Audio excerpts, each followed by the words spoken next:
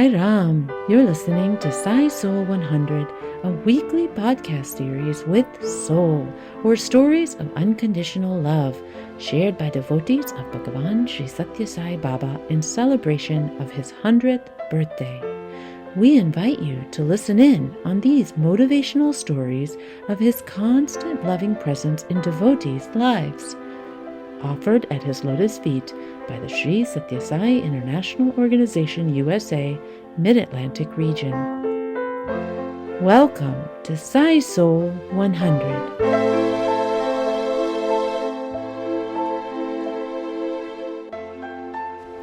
Sairam, dear listeners, we are excited to bring you our first episode of Sai SOUL 100.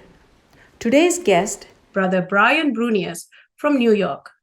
Brian has been a devotee of Swami for more than 30 years and has many transformative experiences. Today, we will hear one of his miraculous stories of how he came into Swami's fold. Sairam Brian, welcome to Sai SOUL 100. Sairam Piraba, thank you for having me. Sairam, your experience of learning about Swami and your first visit to see Swami is quite a miraculous one, right? Yes, it is. I'm still amazed by it today. Please go ahead and share that story. We'd love to hear it. Thank you very much. Well, my story starts a long time ago. In 1993, I was a college student and I had become very sick. And in fact, I actually died. I was dead for about 14 minutes. And in that experience, I had what many people call a white light experience. I saw a place of light. I met a being of light. And I woke up in the morning completely healed. And that was my very first introduction to maybe what you'd call spirituality. Because before that, I had no spiritual belief at all. And I never had any spiritual experience. So that experience opened me to the possibility that there was something bigger than me. Something more powerful than me. And I was searching for a spiritual teacher. I was desperate to try to find a pathway, someone who could help me. And I was praying regularly to find a teacher. I was visiting crystal stores and, doing all the kinds of new age spiritual things that people do when they don't really have a path yet. And what happened for me is that I was in the middle of a lot of meditation. I was meditating several hours a day for a while. And I went to sleep one night after a really intense 3-hour meditation. And in my sleep, I had a dream. I dreamt that I was an investigator, police investigator, investigating a crime at a house. And as I walked through the house from room to room with my notepad, I would open a cupboard or open a drawer, and inside would be a photo of a black man with an afro wearing an orange dress.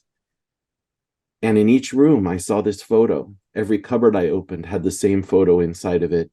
In the bathroom, it was on the mirror of the bathroom looking back at me, the same photo of this black man with an afro and an orange dress. And as I walked through the house, in each room, I saw the same photo everywhere. And when I came to the last room of the house, it was a bedroom. And there was a long, low dresser, the kind of long, low dresser that has a long, wide mirror over the top of it. And the photo was again stuck, pasted in the center of the mirror. And underneath it, the dresser top was covered with gray ashes. And the ashes were falling from the photo. And in the ashes, there was a phone number written as if someone had put their finger into the pile of ashes and drawn out a phone number. And I had this dream the first night, and I woke up kind of wondering, what a strange dream. Why did I have that dream? But I hadn't paid much attention to the phone number. It was just numbers in the ashes. I didn't even know it was a phone number exactly. And the next night I fell asleep and I had the dream again. And I think the next night I had it twice.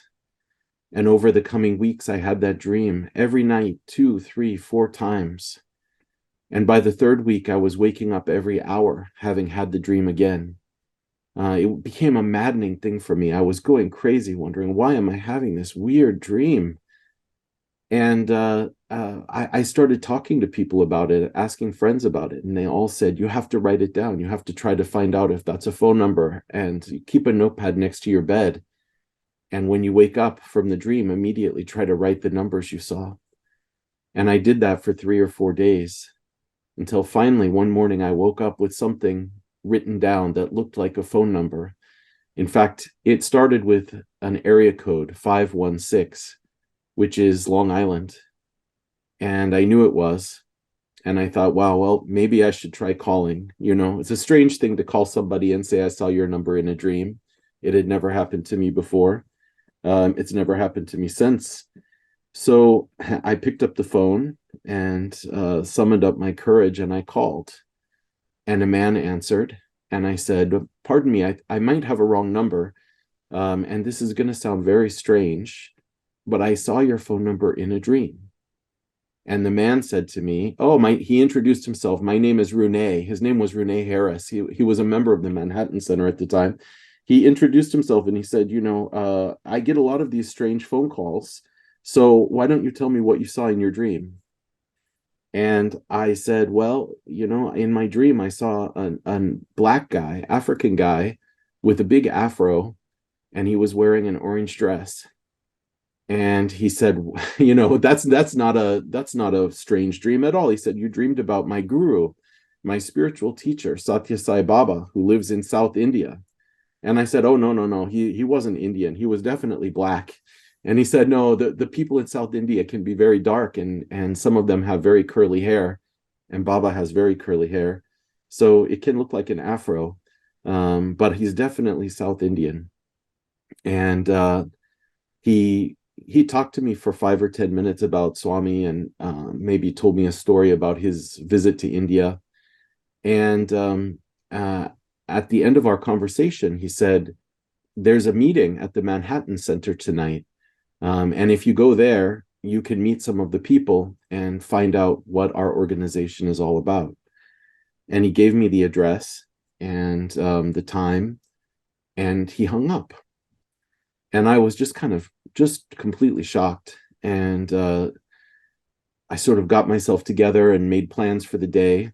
And I left my house walking to the subway. And there was a bookstore between my apartment and the subway that would put a table of $1 books out on the sidewalk. I think the books they were trying to get rid of, or used books of some kind.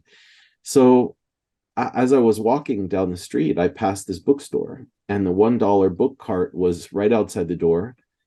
And the book, there was a book facing me as I walked by. And what I saw was that it was the back of the book. Someone had turned it over, and the back of the book had the exact photo from my dream. Wow. And I saw it, and I was just completely shocked. I thought I was having a surreal moment. And I picked up the book and I looked at it, and I saw, yes, the same name he had said to me, Satya Sai Baba. And I went inside and paid $1 and bought the book. And I walked to the subway with the book in my hand. And the train came eventually. And as I was riding the train into Manhattan, I lived in Brooklyn at the time. It was morning, and it was rush hour, and everyone was standing up on the trains. It was packed. People were holding onto the poles. And I was holding onto a pole in the middle of the train. And there were hands around the pole, 2 or 3 of them facing me. And the hand straight across from me wrapped its fingers around the pole. And what I saw on those fingers, which was right in front of my face, was a gold ring. And in the center of the gold ring was a picture, the same picture that was in my dream, the same picture that was on the book. And there it was, staring me in the face, about a foot away, riding the subway. And that person stood across from me, holding the pole all the way into Manhattan. And I was, my state of mind was tenuous at that point. I think if you told me I was, having mental health problems, I might have believed you, because it was just too many coincidences. And I rode the subway into the city and went to Central Park and sat down and started reading the book. And the day went on, and eventually evening came, I think 6 o'clock or 6:30, something like that. And I walked to a church on the Upper West Side where the Manhattan Center, Sai Center, was meeting. And, with great trepidation, it was full of Indians and people in saris and women with, scarves wrapped around them. And I felt very alien. I'd never had any contact with Indians or never known anything at all about India. I'd never eaten Indian food or even, been to any kind of Indian cultural event. And in fact, the idea of India had never entered my mind in my whole life. It was just not a continent I'd ever thought about. And I walked into the center very nervous. And there was sort of an ante room where they had all the books and greeters and whatnot, and they greeted me and they led me into the room, which was part of the church. And they had a large photo in the front of the room. And I think you can imagine, Paraba, what photo it was. It was the exact same photo of Swami. Out of the tens of thousands of photos of Swami that exist, it was the exact same photo. So it was the same photo that you had in your dream, and the book and the ring. You got it. Yeah, amazing. And I was just stunned. In fact, I could barely speak. I didn't know what was going on. And I think I even asked somebody, is that the only photo there is of this guy? And they said, no, there's a million photos. There are a million photos of Baba. And the bhajans happened, and there was a talk at the center, I think, and I left kind of in a daze, but also excited. And I started immediately volunteering for the Mid-Atlantic newsletter Sai SOUL, which was a very new thing at that time. It had just started. Swami had just blessed it. And within about 3 weeks or so, the president of the Manhattan Center, his name was Ashoka Wall, he took me aside one day after a center meeting, and he said, we're all going to India for Swami's 75th birthday. And we've purchased all the seats on an Air India flight. And he said, because we bought so many seats, Air India is giving us several seats for free. And I don't know how many, there were a handful. And he said, since you're doing so much seva now, we were wondering if you would like to take one of the free seats on the flight. And you could stay in India for up to 6 months. The ticket is valid for up to 6 months. And I, of course, immediately I said yes. I was young. I was, just had some kind of not very important job. I could leave. And I accepted the ticket, and we got on the flight, a month later, maybe. And our plane, it was an amazing day, actually. Some listeners might remember there was a day just before Swami's 75th birthday when every Ganesh statue in the world drank milk. And it was the day we were on the flight to India.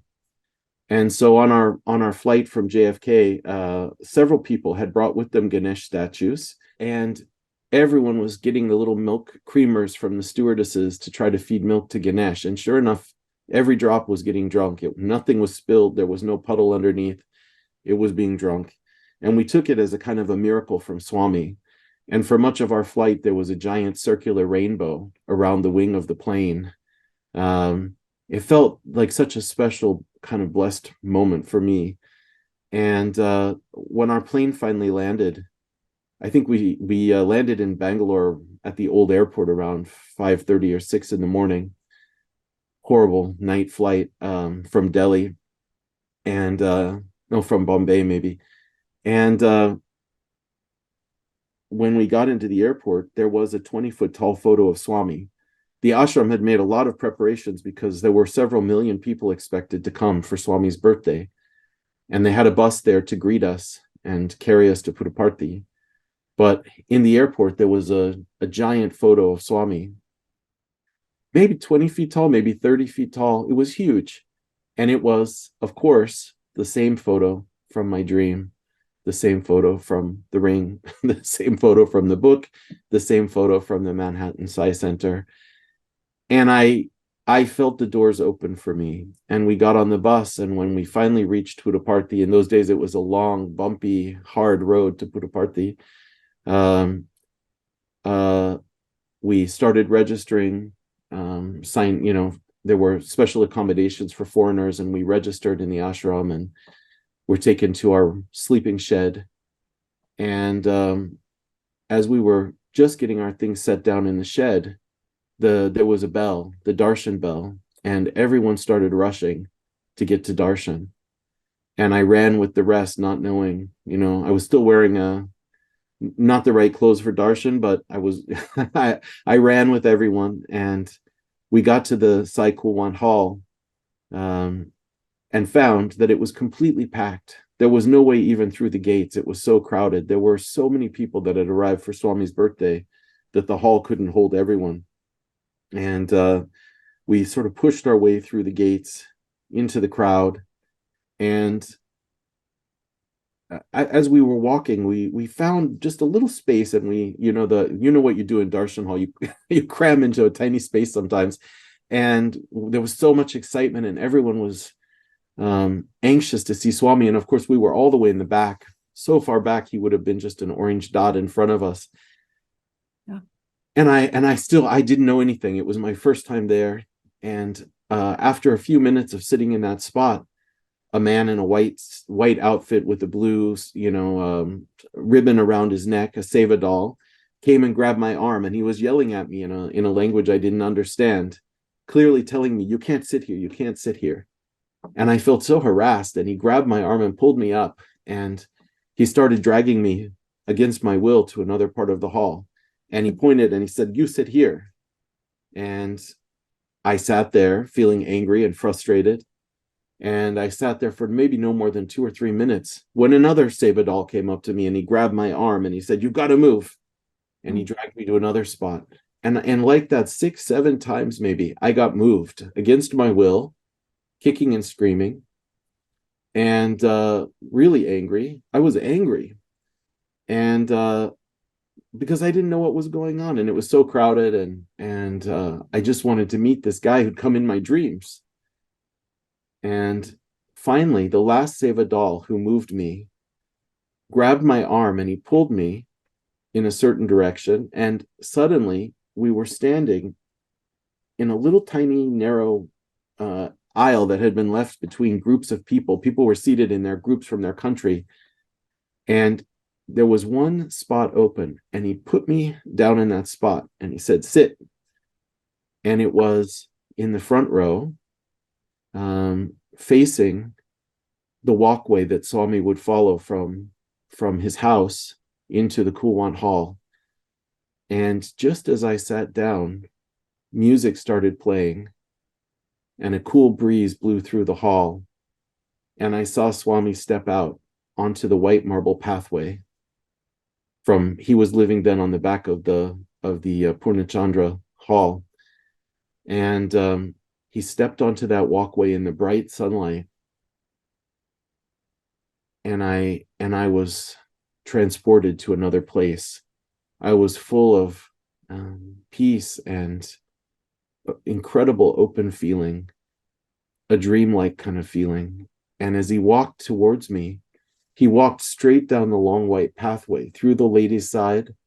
I don't think he even looked at anyone else. I don't remember him taking a letter or anything. He just kept walking straight down the white pathway, through the men's side, past the students. And I don't remember him looking at anyone else. And he walked straight up to me, and I felt the edge of his orange robe against my knees. And I looked up at him, and he looked down at me, and I was awestruck. The air was taken out of my lungs. I couldn't even take a breath. And he said, "Where did you come from?" And I said, "Nothing." I couldn't say a word. And he said, "I gave you the dream for 30 days. What took you so long?" And he walked away. I don't remember him walking away. I just know that I fell into a kind of deep place where I didn't see or hear anything for at least a few minutes. And when I came out of it and opened my eyes, he was already gone. He was up on the veranda talking to people. And I was filled with just an incredible, amazing wonder that he knew. I hadn't told anyone really about the dream, and I hadn't told Renee Harris that I'd had the dream for 30 days. I just said I saw his phone number in a dream. It sounded too crazy to tell anyone, but Baba knew. I gave you the dream for 30 days. What took you so long? I'm slow. I'm a hard case. So of course he had to keep working on me for a month for me to get the number.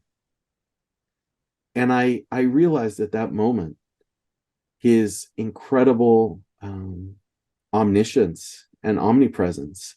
He really was there with me in my dream, and he set up everything, and he got me to the center, and he got me the ticket to India, and he got me to the front row of his darshan hall. He worked through so many people to get me to where he wanted me to be. And there's much more to the story, but I feel like that's really my introduction to Swami, and it's an act of just incredible love on his part, that he would go to so much effort, so much work, use so many people just to get me there to the front row of the darshan. And at the end, he tells you, what took you so long? Yes, it was amazing. Unbelievable. And that was the first of many experiences I had with Swami. Set the foundation for everything else, because after that moment, I would do anything he asked me to do. I knew without a doubt who he was. What a blessing. Brian, thank you so much for sharing this. It really, truly is an inspiring story. And I just love how you had a deep, deep prayer for a spiritual teacher, and that prayer was answered. Yes. And then how he guided you step by step from first learning about who Swami is in the first place to taking you all the way to him so you can have his first darshan.